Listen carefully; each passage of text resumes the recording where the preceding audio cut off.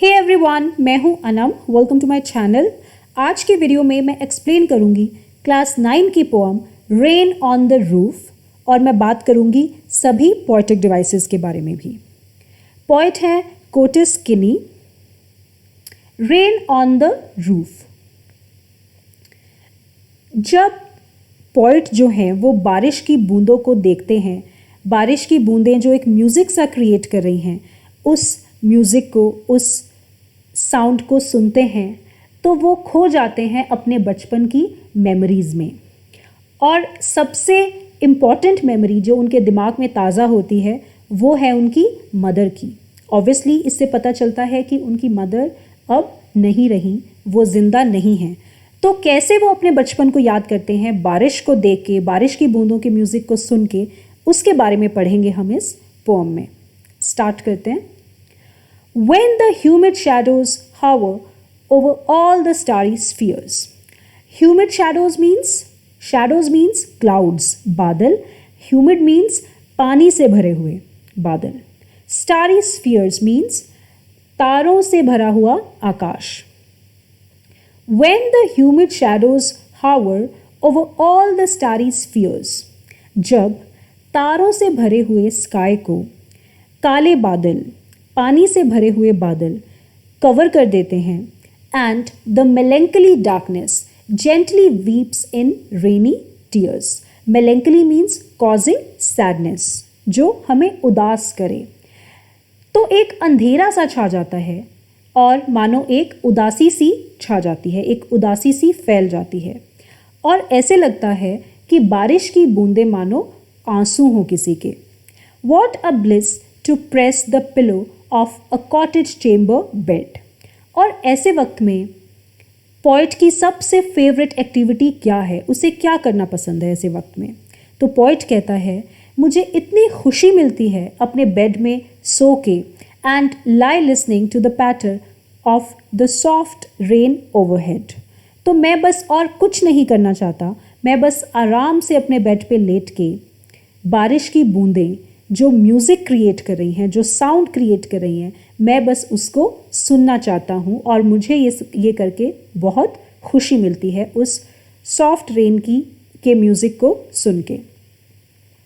Every tinkle on the shingles. Tinkle means ringing sound. जब पानी की, बारिश की बूंदें जब गिरती हैं तो छन छन छन करके जो म्यूज़िक क्रिएट होता है उसको बोलते हैं tinkle. Shingles means wooden tiles. जब एक कॉटेज की छत को बनाया जाता है, टाइल्स को एक दूसरे के साथ अटैच करके, उन टाइल्स को कहेंगे shingles. Every tinkle on the shingles has an echo in the heart.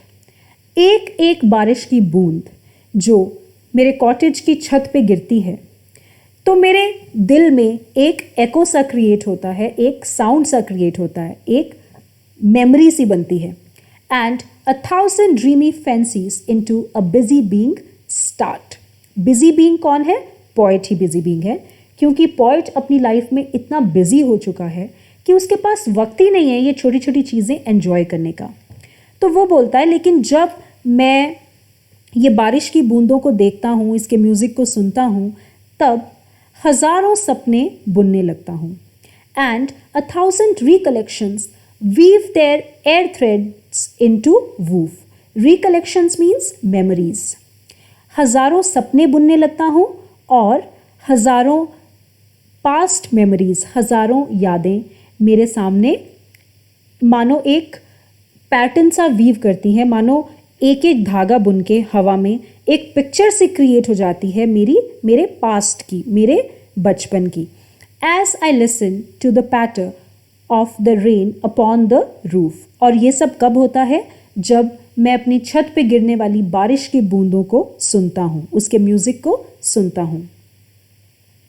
Now in my memory comes my mother as she used in years agone. और मेरी यादाश्त में कौन आता है? मुझे याद आती हैं मेरी मदर, जैसे कि वो हुआ करती थी बहुत बहुत साल पहले. To regard the darling dreamers और she left them till the dawn. Darling dreamers, ये क्वेश्चन इंपॉर्टेंट है, दैट कौन है darling dreamers, who are the darling dreamers?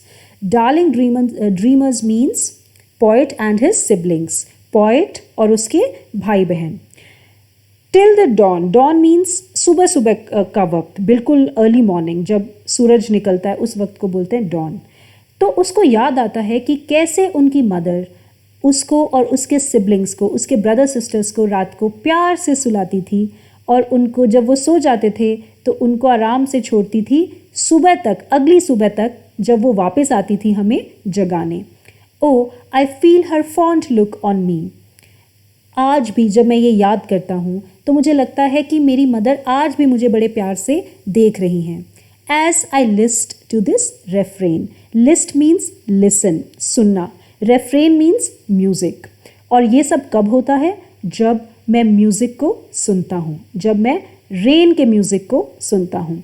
Which is played upon the shingles by the patter of the rain. और वो music कौन create करता है, कब क्रिएट होता है? जब बारिश की बूंदें मेरे घर की छत पर, टाइल्स पर छन छन करके गिरती हैं तब। अब डिस्कस करते हैं पोएटिक डिवाइसेस। पहला हम स्टेंजा वाइज डिस्कस कर रहे हैं। राइट हैंड साइड पे आप देख सकते हैं स्टेंजा है और लेफ्ट हैंड साइड पे लिखा है poetic device. First is enjambment. जब एक पैराग्राफ में, एक स्टेंजा में, किसी भी लाइन के एंड में जब कोई भी पंक्चुएशन मार्क नहीं होता तो उसको कहेंगे enjambment. As you can see, first, second और थर्ड लाइन के बाद कोई पोएटिक डिवाइस नहीं है, तो ये सब क्या है? एंजाममेंट के एग्जाम्पल्स हैं। और फिर फिफ्थ, सिक्स्थ और सेवन्थ लाइन के बाद भी पंक्चुएशन मार्क, कोई फुल स्टॉप, कोई कॉमा, कुछ भी नहीं है, तो इसे कहेंगे एंजाममेंट। उसके बाद है alliteration. What is alliteration? Repetition of a consonant sound in close connection is called alliteration. देखिए अंडरलाइंड वर्ड्स देखिए जो बोल्ड किए गए हैं। Humid shadows hover. Humid hover. Her sound is repeated. Starry spheres. Starry spheres. Sir sound repeat हुई है। Press the pillow. Per sound यहाँ पे repeat हुई है। Lie listening to the patter. Lie listening. ल साउंड रिपीट हुई है। ये सब के सब साउंड्स ह, स, प, ल, ये सब कॉन्सोनेंट साउंड्स हैं, तो इसीलिए ये एग्जाम्पल्स हैं एलिट्रेशन के। Next is transferred epithet and the melancholy darkness. जब किसी नॉन लिविंग ऑब्जेक्ट के साथ कोई ऐसा एडजेक्टिव यूज़ किया जाए, या आप कह सकते हैं कि किसी एक चीज़ की क्वालिटी किसी दूसरे को ट्रांसफ़र की जाए, तब उसे कहेंगे ट्रांसफर्ड एपिथेट। इसमें क्या होता है कि जिस चीज़ के बारे में पोएट बात करना चाहता है, कहना चाहता है, एक पर्टिकुलर एडजेक्टिव डायरेक्टली उस चीज़ के साथ यूज़ ना करके जब वो किसी और चीज़ के साथ यूज़ किया जाता है, जब वो ट्रांसफ़र किया जाता है किसी और चीज़ के साथ, तो उसको कहेंगे ट्रांसफर्ड एपिथेट। मेलेंकली डार्कनेस। अब पोएट क्या कह रहा है कि जो डार्कनेस है, जो अंधेरा था, वो काफ़ी उदास था। अब जाहिर सी बात है, अंधेरा कोई इंसान तो है नहीं जो उदास होगा। पोएट असल में कहना ये चाहता है कि मैं उदास था जब अंधेरा छाया, बट उसने कहा क्या? एक उदास अंधेरा सा छा गया, राइट? सो इस ट्रांसफ़र को कहेंगे transferred epithet. Next is personification. जैसा मैंने पहले भी एक्सप्लेन किया है पिछली पॉइम्स में, जब किसी नॉन लिविंग थिंग को एज अ पर्सन प्रेजेंट किया जाए, उसको पर्सोनिफाई किया जाए, उसे कहते हैं personification. Melancholy darkness, again same phrase में, अंधेरा तो उदास नहीं हो सकता ना, क्योंकि ये कोई पर्सन नहीं है, तो यहाँ पे पर्सोनिफिकेशन का भी यूज़ है। हाँ, एक ही फ्रेज में एक से ज़्यादा पोएटिक डिवाइसेस हो सकते हैं, तो यहाँ पे ट्रांसफर्ड एपिथेट भी है और पर्सोनिफिकेशन भी है। मूविंग ऑन, नेक्स्ट इज एकोइज्म, और इसको कहते हैं ओनोमेटोपिया भी। जब कोई ऐसा वर्ड यूज़ किया जाता है जो किसी साउंड को डिस्क्राइब करे, उसे कहेंगे एकोइज्म। पैटर।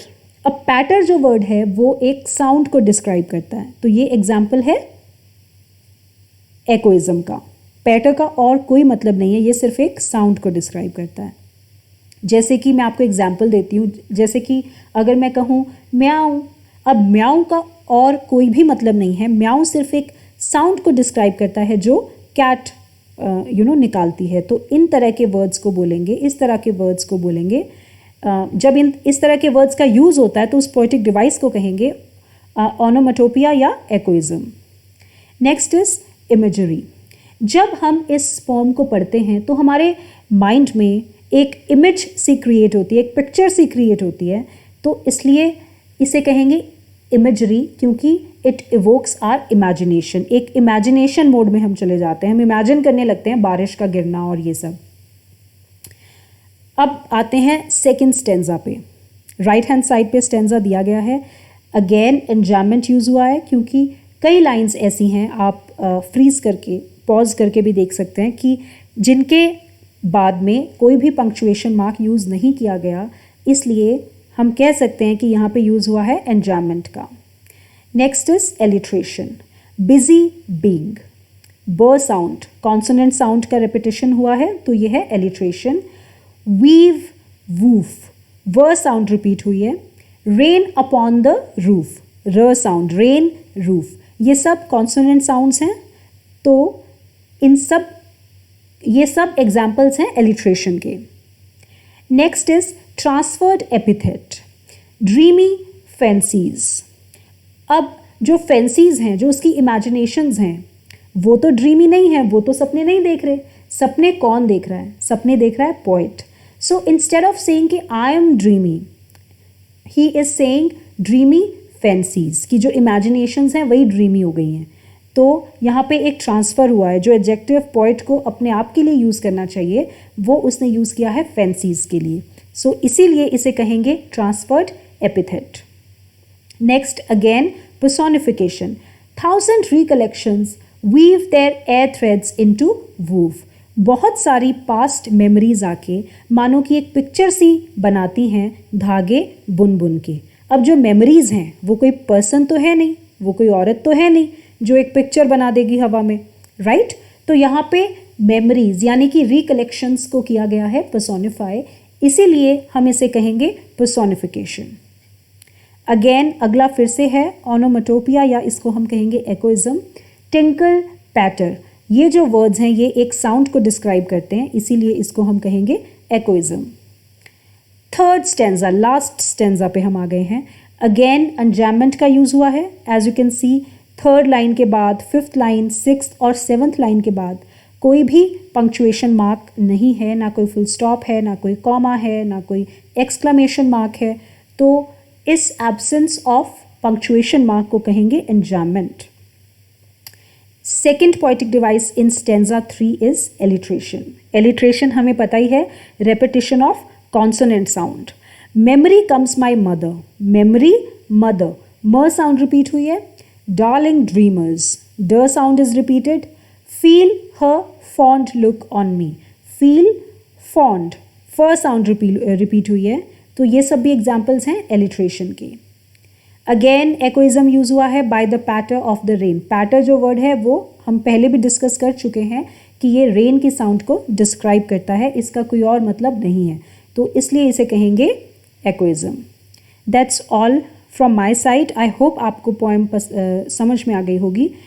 इसी का इंग्लिश एक्सप्लेनेशन भी मैंने अपलोड किया है। आई स्ट्रांगली रिकमेंड कि आप वो भी ज़रूर सुने, क्योंकि उसको सुनने के बाद आपको काफ़ी मदद मिलेगी अपने आंसर्स को लिखने में। क्योंकि इंग्लिश का पेपर है, आप हिंदी में तो नहीं लिख सकते, लिखना तो आपको इंग्लिश में ही है। तो प्लीज़ वो वीडियो भी ज़रूर देखें। अगर आपको मेरी वीडियो पसंद आई हो तो प्लीज़ मेरे चैनल को सब्सक्राइब करें और शेयर करें, और आप मुझे कमेंट्स भी कर सकते हैं। Thank you.